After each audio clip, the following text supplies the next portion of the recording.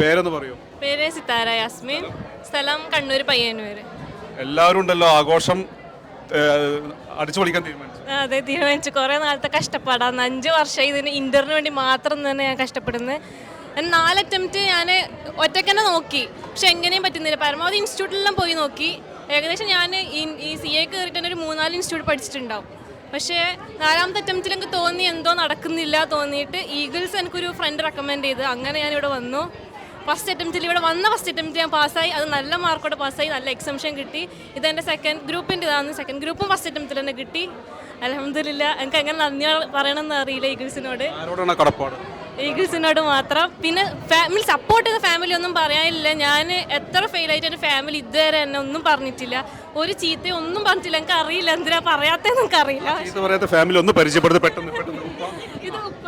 ഇത് ഉമ്മ, ഇത് ഹസ്ബൻഡിൻ്റെ ഉപ്പ, ഇത് എൻ്റെ കസിൻസ്, ഇത് ഹസ്ബൻഡിൻ്റെ ഉമ്മ, ഇത് ഉമ്മുമ്മ, അത് എൻ്റെ ആൻറ്റി.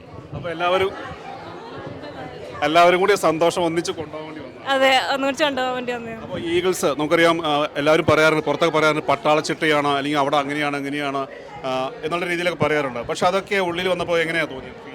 സംഭവം പട്ടാളച്ചിട്ടൊക്കെയാണ്, പക്ഷേ ഇതെല്ലാം നമുക്ക് വേണ്ടിയിട്ടാണ് ഇവർ ചെയ്തതെന്ന് ഓർക്കുമ്പോൾ നമുക്ക് അത്രയും സന്തോഷമുണ്ട്. കാരണം ചിട്ട അത് തന്നെ ഫോണൊന്നും അലൗഡ് അല്ല, പക്ഷെ ഇത് നമുക്ക് വേണ്ടിയിട്ടല്ലേ എന്ന് ഓർക്കുമ്പോൾ നമുക്കതൊരു പരിധിയായിട്ട് തോന്നുന്നില്ല. എങ്ങനെയാണ് ഈഗിൾസിനെ കാണുന്നത്?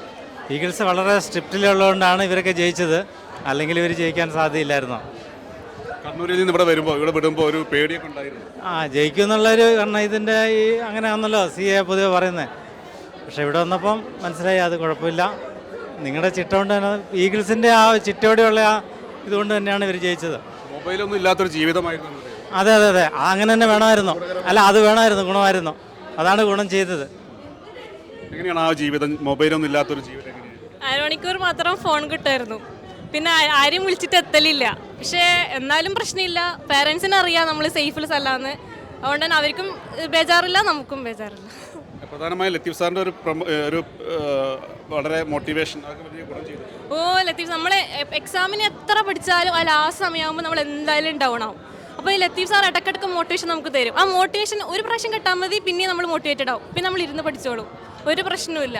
എല്ലാം ഡൗൺ ആവും എന്ന് പറഞ്ഞാൽ കോഴ്സ് അങ്ങനെ ആയതുകൊണ്ടായിരിക്കാം. എത്ര പഠിച്ചാലും നമ്മളൊന്നും പഠിച്ചിട്ടില്ല എന്നൊരു തോന്നലും, എന്നാലും പാസ്സാവുമോ ഇല്ലയോ, കഴിഞ്ഞ പ്രാവശ്യത്തെ അറ്റംപ്റ്റ് വല്ല അനുഭവം കൊണ്ടായിരിക്കും. പക്ഷേ ലത്തീഫ് സാറിൻ്റെ ഓരോ പ്രാവശ്യം ക്ലാസ് കയറുമ്പോൾ നമ്മളോട് പറഞ്ഞുതരും, നിങ്ങൾ പാസ്സാകാണ്ട് പിന്നെ ഈഗിൾസിലെ കുട്ടികളല്ലാണ്ട് പിന്നെ ആര് പാസ്സാകാനാണെന്ന് പറയുമ്പോൾ തന്നെ മനസ്സിലൊരു ഫയർ വരും. ഞങ്ങളൊരു ദിവസം വന്നപ്പോൾ അവിടെ രാത്രി 8 മണിക്ക് 9, 10 മണിക്ക് 12 മണിക്ക് ക്ലാസ് നടക്കുന്നത്, നൈറ്റ് ക്ലാസ്സുകളൊക്കെ. അതെങ്ങനെയാണ് നിങ്ങളൊക്കെ അത് ഉപയോഗപ്പെടുത്തിയത്?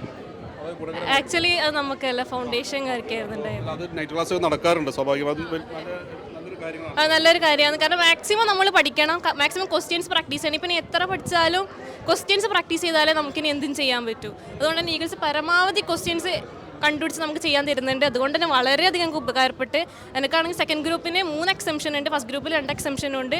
എല്ലാത്തിനും കാരണം ഈഗിൾസിൻ്റെ മോക്ക് എക്സാമും ഈഗിൾസിൻ്റെ ഭാഗത്തുനിന്ന് ഒരു നല്ല ഇതുണ്ട് എന്ന് പാസ്സാകാൻ വേണ്ടിയിട്ട്.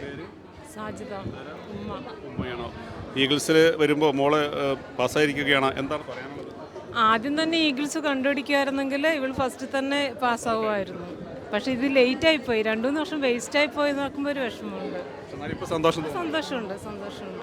എങ്ങനെയാണ് ഈഗിൾസിലേക്ക് വരാൻ ഉദ്ദേശിക്കുന്ന കുട്ടികളോടൊക്കെ, ഭാവിയിൽ വരാൻ ഉദ്ദേശിക്കുന്ന കുട്ടികളോട് എന്താണ് പറയാനുള്ളത്? ഈഗിൾസിലേക്ക് വരുമ്പോൾ ഫസ്റ്റ് എല്ലാം അറിഞ്ഞിട്ട് തന്നെ ആയിരിക്കും വരുന്നത്. പക്ഷെ എന്നാലും ഉള്ളിലിരിക്കുമ്പോൾ എന്താ ഒന്ന് ഫോൺ തന്നൂടെ എന്നെല്ലാം നമുക്ക് ഉള്ളിൽ നിന്നൊരു ചോദ്യം വരും.